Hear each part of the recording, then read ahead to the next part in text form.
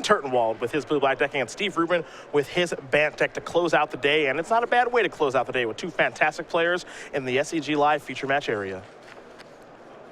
Owen Turtenward making the most out of No Shave November. It's got a little something going there. We commiserated over our shared struggles with facial hair. Neither of you can grow it, can you? This is 2.5 weeks worth of growth here for Owen. I grow in about the same clip. Looks pretty good for 2.5 weeks for the O-Dog. Me, it just comes in full. I'm lucky. My brother can't grow it, but I can. So there you go. He's getting ready to hibernate. Rubin's going to start things off with an Evolving Wilds. Turtenward with an Island as we are underway here in round number 9. Our last of coverage today. Do remember tomorrow morning, coming back at 9 a.m. Eastern for some booster draft action as Rubin's going to search up an Island. Last round, Steve Rubin was able to defeat Ben Lundquist in a very close match. So Steve's deck here is base blue-white, touching a little bit of green for Woodland Wanderer and Veteran War Leader. Okay. 2 good cards to be splashing for. A Plains there for Rubin, a Swamp for Turtenward. For Steve, it's a Forest, all 3 colors of mana online. And he'll go with the Sky Spawner. And Eldrazi Scion on the way. And we'll head back over to Turtenward.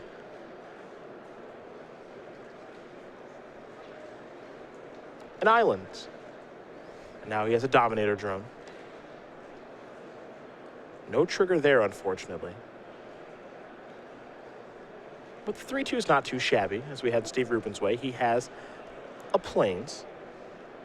And we'll see if he has a play this turn.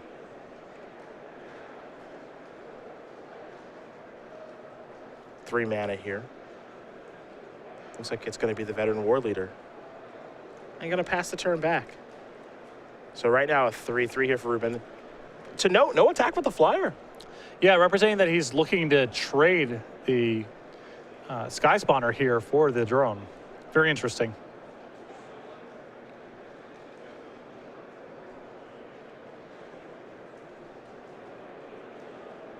I'm interested to see what's going to come from that.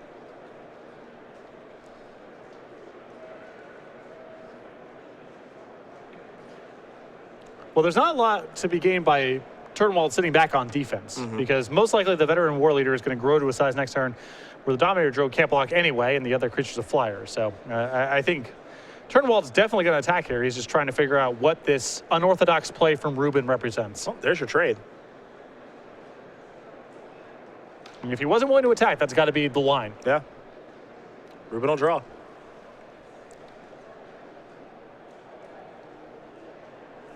But very interesting. You feel, Rubin's on the front foot here. He's going to have the largest creature in play. Here come the beatdowns. Attack for 3. Rubin will sacrifice. And now he will play a flyer there. Scatter of the Winds is going to take care of the flyer, however. Now we head back Turtenwald's way. There's a mountain. A little splash here for Owen.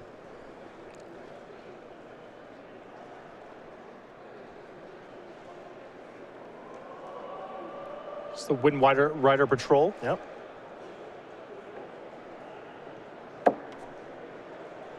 So we got some Eldrazi spawn joining the battlefield now. An incubator drone there for Rubin, getting the Veteran War Leader up to a 3/3 in a position to attack. Turtenwald going to come to the red zone with his 4/3 in the air. He does get the Scry too now that he's hit. Let's see what he wants to do with the Scry here from the Wind Rider Patrol. There's a lot of good 5-mana threats in the format, like Wind Rider Patrol. They're in this curious space because once you start getting to 6 and 7 mana spells, you get a lot more power, but Wind Rider Patrol can still be a dominating feature in games. Looks like an incubator drone here for Turtenwald as well. So now we got back Steve Rubin's way, excuse me. Incubator drone, a 2/3 brings an Eldrazi Scion with it. For Rubin, it's a sheer drop. And now just a pass to the turn. So Steve is missing land drops, so he says, I want to play a little bit of a longer game, not going to get too aggressive here. And you can only allow your opponent so many hits with that card. The improvement on the draw steps is a lot to overcome. Turn one going to just play a land and pass the turn back over to Rubin. Here's 4 mana. There's a Courier Griffin. That'll resolve. So Rubin has found a way to go to the skies. And also power up the veteran war leader a little bit. There's a fertile thicket. Trigger, take a look at the top 5, see if you can find a land. There's an island. The rest will go to the bottom island, will be the draw here for Steve.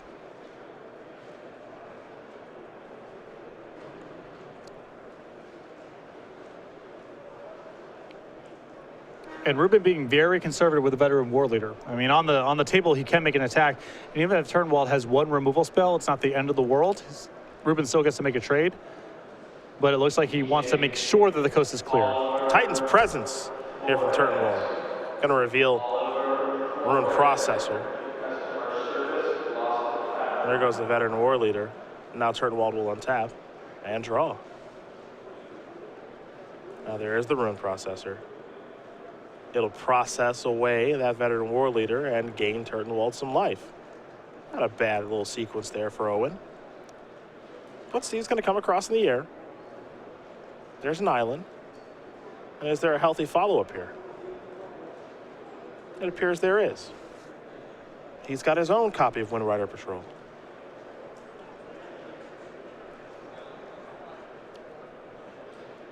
I mean, Rubin's plan from here seems pretty straightforward, which is just get in the air and chump block and remove as appropriate.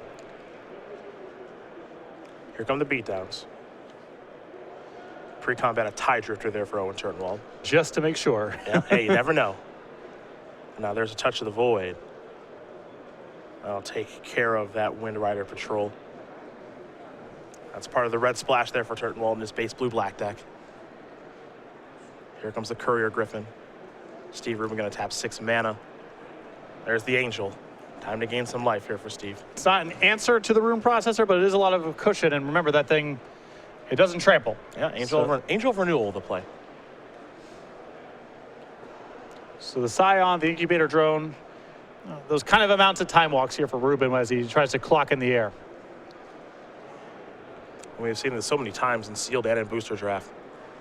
Get the beatdowns in the air, chump block long enough on the ground. Here comes the Rune Processor. There's the first block. See you later, Eldrazi Scion. Turtenwald will pass the turn back.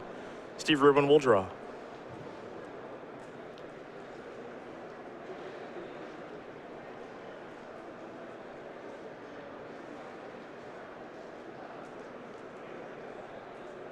Well, looks like he might be calling a judge. We'll see. I know this face. Is this the I drew a sideboard card I think this face? might be he drew a sideboard card. The draw was Nandu Greatheart, so you tell me. Take a look through the deck list, I believe. Yep. He knew it the minute it happened. Yep. Well, we'll see what the ruling is here. Typically a game lost. And this is a rough one, too, because it looked like Rubin was, I don't want to say, by no means locked up. Yeah. But he looked like he was a little bit ahead in this one. And that's a painful one to potentially lose here at 7-1. Yeah, so the ruling there is pretty simple. You're submitted an illegal deck. I think you have a sideboard card in your deck for game number 1. He drew a copy of Nandu Greatheart. You just took a look at the deck list. He does have one in his sideboard. Yep. So pretty straightforward ruling. Unfortunately for Steve, the straightforward ruling is a game loss in this instance. Now, we will get this confirmed with the judge that's down there, and if a head judge has to intervene, of course, we will get that confirmed as well. But it looks like it's going to be a game loss. And as you mentioned, not a timely one, because it looks like he's going to win that game. Yeah, that's it. Well, you know, there's still a lot of draws there. And if Turtenwald finds an answer to the 4/4 flyer, I think suddenly he's the one who's ahead. But it looked like Rubin was the favorite to win that game based on where the board was at the time. Yeah, so that gives you an idea of what's taking place there. Now, as far as Turtenwald's deck, again, he's blue-black with a small splash of red. It looks like for Touch of the Void. He also has a copy of Radiant Flames in the deck as well. Some pretty good mana fixing here, but 2 copies of Complete Disregard for Owen. A Mindraker, a Transgress the Mind, something we've seen from a lot of players here. He's got his Myers Malice in the sideboard, so perhaps we'll see that in the sideboarded game. 2 copies of Clutch Occurrence and Eldrazi Sky Spawner. He has a Runation Guide, Scatter the Winds that we saw earlier in the game, Wind Rider Patrol. You don't see here, not a ton of rares. He does have a Fathom Feeder in his deck, but as I've learned here as we've played some games here in this format, you know, it's not so much about the bombs. I've seen just a lot of decks that have good commons and uncommons, that being good enough. Well, not only are there just a lot of good commons and uncommons, there are a lot of common and uncommon creatures that feel like rares. Yeah. Rune Processor, we can argue about exactly how powerful it is. There's plenty of spots where that feels like a rare, and that's available at common. There's a lot of other Eldrazi at the lower rarities that feel that way, and that's a way to make up for the gap in power level as well.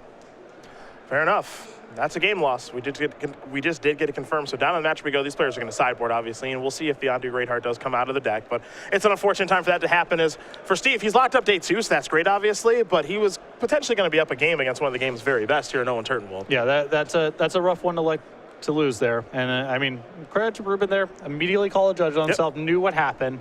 Not a lot to be done. Some players will try to slide by, especially even with the camera there. But Steve Rubin, an honest mage, immediately called the judge. Game loss on the way.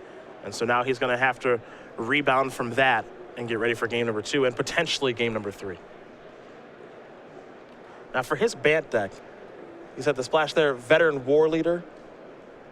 Veteran War Leader is part of the splash of this deck. Yeah, and Woodland Wanderer. Those are Got the it. 2 big ones. But the splash is mostly just for green. He's base blue-white. Yep. 2 very nice cards to splash. Powerful off the splash. If you don't draw your green mana until later on in the game, they're both perfectly serviceable plays on, turn 7, turn 8.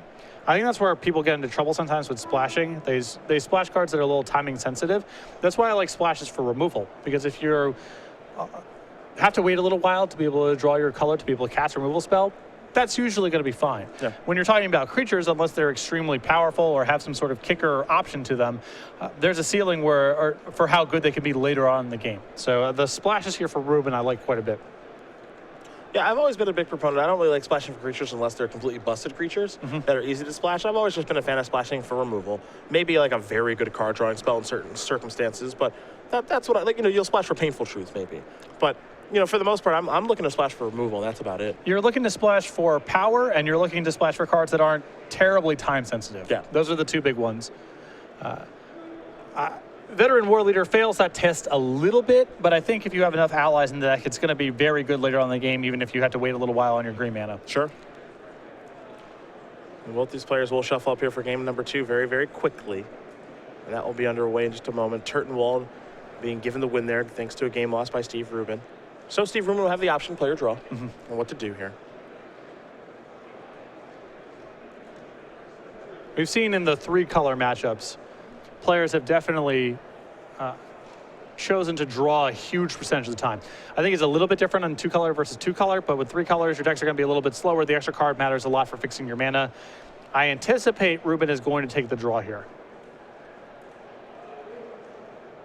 Steve took the play. I think that my guessing here on play and draw it's definitely been south of 50%. It's the effort that counts. Yeah. That's all. We appreciate it. It's not so much about getting it right. It's about the effort. Looks like Steve's going to take a mulligan. Chose to play mulligans. It's all downhill from here. I guess we'll play it out, but I don't know, maybe Rubin wants to go get dinner. I mean, just A lot of nice places around the area, so I understand. plenty. There's a Waffle House right across the street, Yeah. and it's great. It is exactly what you pay for. Yeah.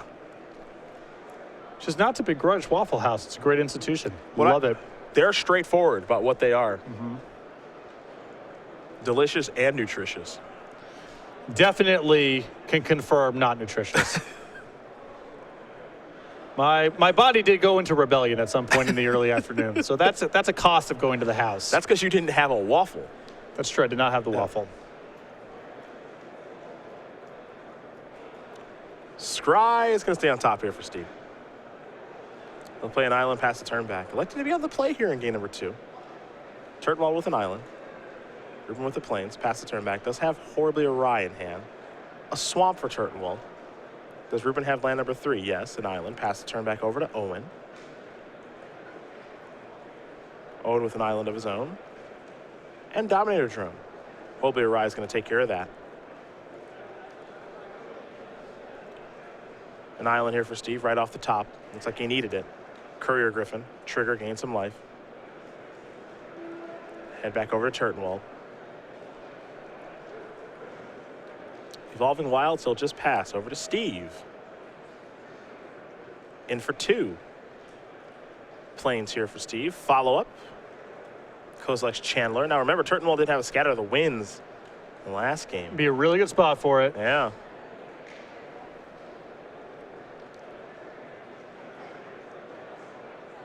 Looks like he might just have a complete disregard to take care of the Griffin, and he does. So that'll be exiled. Now Turtenwald will sacrifice that Evolving Wilds. We'll see if it's a swamp or a mountain. It'll be a mountain here for Owen. That would have been a great spot for cancel, especially backed up by the other removal spell in Turtenwald's hand. But yeah.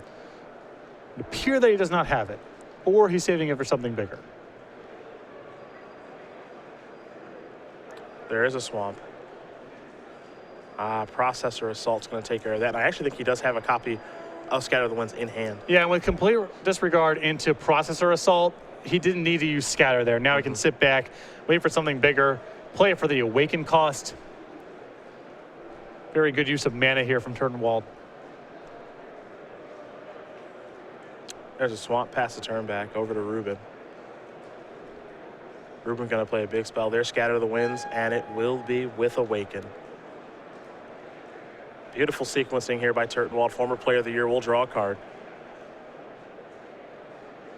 Now it's Transgress the Mind. See what Steve's working with. Veteran War Leader and Rune Processor. Processor down, in for 3. Follow up as a Mind Raker. Take care of that too. Turtenwald's making this look easy now. These have been some good turns. Yeah. Off the top there for Steve, just a 2-2. Nothing too crazy going on. Turtenwald's going to sacrifice Evolving Wilds, get a basic island. Serene Steward is the 2-drop there for Steve Rubin. He's going to need a lot more than that to get back into this game, though. Turtenwald will draw.